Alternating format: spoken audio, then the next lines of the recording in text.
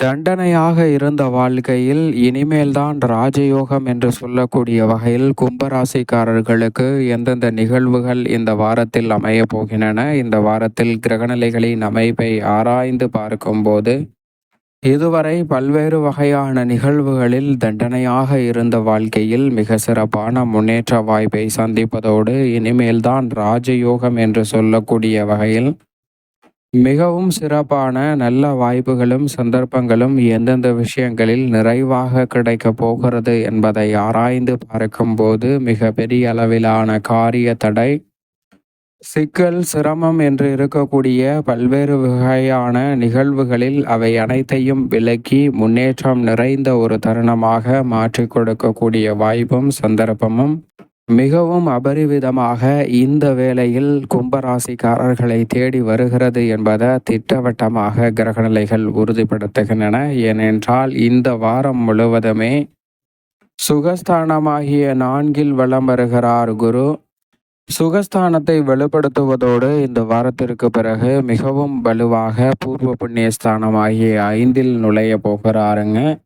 குரு பகவானினுடைய இந்த மாறுதல் அபரிவிதமான நன்மையை ஏற்படுத்தி கொடுக்க போகிறது. குரு பகவான் சுகஸ்தானத்தில் வலம் வந்தாலும் சரி, பூர்வ புண்ணியஸ்தானம் ஆகிய 5 சென்றாலும் சரி, கும்பராசிக்காரர்களுடைய வாழ்வில் குடும்பத்தில் குதூகலமும் கொண்டாட்டமும் நிறைவாக கிடைக்கக்கூடிய வாய்ப்பையும் சந்தர்ப்பத்தையும் 7.5 சனியாக இருந்தாலும் கூட இந்த வேளையில் அற்புதமாக கைகூடுவதற்கான வாய்ப்பை உருவாக்கி கொடுக்கிறார். எனவே கும்பராசிக்காரர்கள் பல்வேறு வகையான தடை தாமதங்களை தகர்த்தெறிந்து முன்னேற்றத்தை நிறைவாக உருவாக்கி கொள்வதற்கான முதன்மையான அதிர்ஷ்டயோக வாய்ப்புகள் இந்த வேளையில் உங்களை தேடி வரப்போகிறது. எனவே தவறவிடாமல் இந்த தருணத்தை சரியான முறையில் நுணுக்கமாக பயன்படுத்தி கொள்ளுங்கள். அப்படி பயன்படுத்தி கொள்ளும் போது மிக பெரிய அளவிலான காரிய தடை, சிக்கல், சிரமம் என அனைத்துமே உங்களை விட்டு விலகுவதோடு பொருளாதார ரீதியான வளர்ச்சியையும் முன்னேற்றத்தையும் உயர்வையும் சந்திக்கக்கூடிய வகையில் நல்ல வாய்ப்புகள் இந்த தருணத்தில் நிச்சயம் உங்களை தேடி வரப்போகிறது.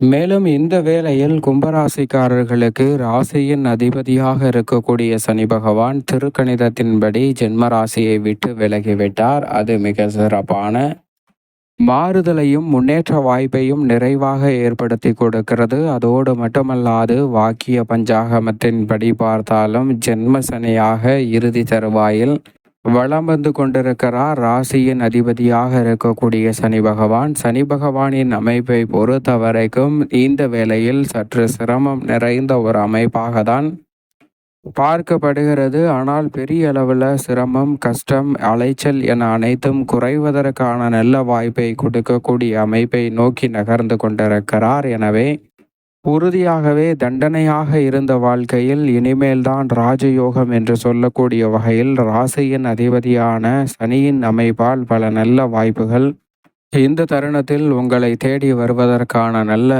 சந்தர்ப்பத்தை நிச்சயம் உருவாக்கி கொடுக்கிறார். மிக பெரிய அளவில் காரிய தடை என்று இருக்கக்கூடிய பல நிகழ்வுகளில் அதில் இருக்கக்கூடிய தடைகளையும் சிக்கல், சிரமங்களையும் விலக்கி முன்னேற்றத்தையும் வளர்ச்சியையும் நிறைவாக கொடுக்கக்கூடிய வாய்ப்பையும் சந்தர்ப்பத்தையும் உருவாக்கி கொடுக்கிறார். இந்த வேளையில் உங்களுடைய சிறு முயற்சி கூட புதிதாக நல்ல வேலை வாய்ப்பு, தொழில் ரீதியான புதிய சந்தர்ப்பம் போன்ற அனைத்தையுமே நிறைவாக ஏற்படுத்தி கொடுக்க போகிறது. தவறவிடாமல் இந்த தருணத்தை கனகச்சிதமாக பயன்படுத்தி கொள்வது கும்பராசிக்காரர்கள் கையில்தான் இருக்கிறது. ராசியின் அதிபதியான சனிக்கு நட்பு கிரகமாக இருக்கக்கூடிய நிழல் கிரகமான ராகு மற்றும் கேதுவின் அமைப்பை பொறுத்த வரைக்கும் இந்த வேளையில் நிழல் கிரகமான ராகு வாக்கிய பஞ்சாகமத்தின்படி ஜென்மத்திற்குள் நுழைந்து விட்டார். மோட்சக்காரகரான கேது மிகவும் வலுவாக அஷ்டமஸ்தானம் என்று சொல்லக்கூடிய 8ஆம் இடத்தை விட்டு விலகி மிக வலுவாக சப்தமஸ்தானம் என்று சொல்லக்கூடிய எதிர்பார்ப்புகளை பூர்த்தி செய்யக்கூடிய 7இல் நுழைந்திருக்கிறார். நிழல் கிரகமான ராகு மற்றும் கேதுவின் அமைப்பில் மிக பெரிய அளவில் நன்மை கிடைக்கிறதோ இல்லையோ, மிக பெரிய அளவில் இருக்கக்கூடிய சிரமங்கள், சிக்கல்கள் உறுதியாக கட்டுக்குள் வருவதற்கான நல்ல வாய்ப்பும் சந்தர்ப்பமும் உறுதியாகவே இந்த வேளையில் உங்களை தேடி வருகிறது என்பதை திட்டவட்டமாக நிழல் கிரகமான ராகு கேது கும்பராசிக்காரர்களுக்கு உறுதிப்படுத்துகிறது. இந்த வேளையில் கேதுவின் அமைப்பும் அது மட்டுமல்லாது குருவின் அமைப்பும் நிறைந்த நன்மையை ஏற்படுத்தி கொடுக்கக்கூடிய ஒரு அமைப்பாக பார்க்கப்படுகிறது. சனி பகவானும் திருக்கணிதத்தின்படி பல சிரமங்களை குறைத்து நன்மை நிறைவாக கொடுக்கக்கூடிய வாய்ப்பையும் சந்தர்ப்பத்தையும் உருவாக்கி கொடுக்கிறார். சரியாக பயன்படுத்தி கொள்ளுங்கள். இந்த வேளையில் ராசியின் அதிபதியான சனிக்கு நட்பு கிரகமாக இருக்கக்கூடிய சுக்கிரனின் அமைப்பை பொறுத்த வரைக்கும் தனஸ்தானம் குடும்பஸ்தானம் என்று சொல்லக்கூடிய 2ஆம் இடத்தில் உச்சம் பெற்றிருக்கிறார். சுக்கிரனினுடைய உச்சம் என்பது கும்பராசிக்காரர்களுடைய வாழ்வில் தொழில் ரீதியாக, உத்தியோக ரீதியாக, கலைத்துறை, அரசியல் துறை, போக்குவரத்து துறை, ஏற்றுமதி இறக்குமதி துறை, கணினி துறை, ஆசிரியர் துறை மற்றும் விளையாட்டுத்துறை என பல்வேறு வகையான துறைகளில் இருக்கக்கூடிய சிரமங்கள், சிக்கல்கள் உறுதியாக கட்டுக்குள் வரும். உங்களது கடின உழைப்பிற்கேற்ற நல்ல பலன் நிறைவாக கிடைப்பதற்கான நல்ல சந்தர்ப்பம் இந்த வேளையில் உங்களை தேடி வரப்போகிறது. குடும்பத்தில் ரெட்டிப்பு மகிழ்ச்சியை காணக்கூடிய வகையில் பல்வகையான நல்ல பல சுப நிகழ்வுகளை உறுதியாக சுக்கிரன் ஏற்படுத்தி கொடுக்க போகிறார். மிக பெரிய அளவிலான மகிழ்ச்சி நிறைந்த சுப நிகழ்வுகள் உறுதியாகவே கைகூடுவதற்கான நல்ல வாய்ப்பும் சந்தர்ப்பமும் நிறைவாக கிடைக்கக்கூடிய ஒரு இனிமையான தருணமாக கும்பராசிக்காரர்களுக்கு நிச்சயமாக பார்க்கப்படுகிறது.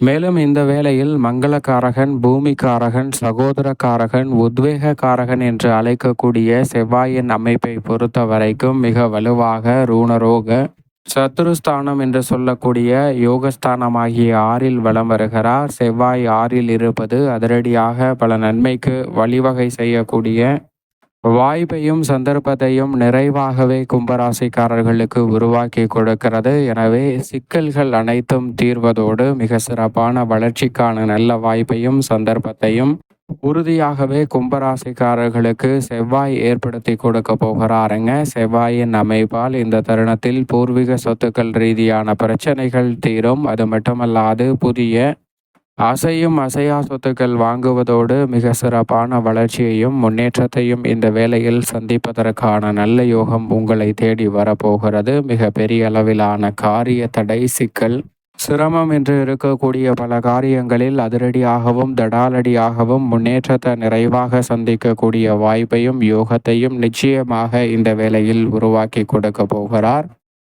அதோடு மட்டுமல்லாது இந்த வேளையில் உஷ்ண கிரகமாக இருக்கக்கூடிய சூரியன் உச்சம் பெற்ற அமைப்பில் தைரிய ஸ்தானமாகிய 3இல் வலம் வருகிறாருங்க. முன்னேற்றத்திற்கு முட்டுக்கட்டை இடக்கூடிய காரிய தடைகள் அனைத்தையும் உறுதியாகவே தகர்த்தறிவதோடு இந்த தருணத்தில் ஆளுமையும் அதிகாரமும் கொண்ட பொறுப்புகள் உங்களை தேடி வருவதோடு சிறு முயற்சியிலே நீங்கள் எதிர்பார்க்கக்கூடிய நல்ல வேலை வாய்ப்பு உள்ளிட்ட பல நன்மை நிறைந்த வாய்ப்புகளை இந்த வேளையில் முதல் கிரகமாக இருக்கக்கூடிய சூரியன் ஏற்படுத்தி கொடுக்க போகிறார். அவருடன் இணைந்து ராசியின் அதிபதியான சனிக்கு நட்பு கிரகமாக இருக்கக்கூடிய வித்யாகாரகரான புதனும் வலம் வருகிறார். புத ஆதித்ய யோகம் தைரிய ஸ்தானத்தில் நிறைவாக கிடைப்பது மிக பெரிய அளவிலான காரிய தடைகள் அனைத்தையும் தகர்த்தெறிந்து முன்னேற்றத்தை நிறைவாக உருவாக்கி கொள்வதற்கான யோகத்தை உருவாக்கி கொடுக்கிறது என்பதில் சந்தேகமே இல்லை. சந்திரனை பொறுத்த வரைக்கும்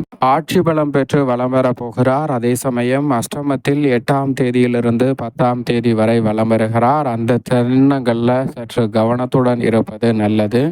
மற்றபடி வளர்பிறை சந்திரனாக வலம் வரக்கூடிய சந்திரனின் அமைப்பால் தொட்ட காரியம் அனைத்தும் வெற்றிகரமாக அமைவதற்கான சாத்தியக்கூறுகள் நிறைவாகவே உங்களை தேடி வரப்போகிறது.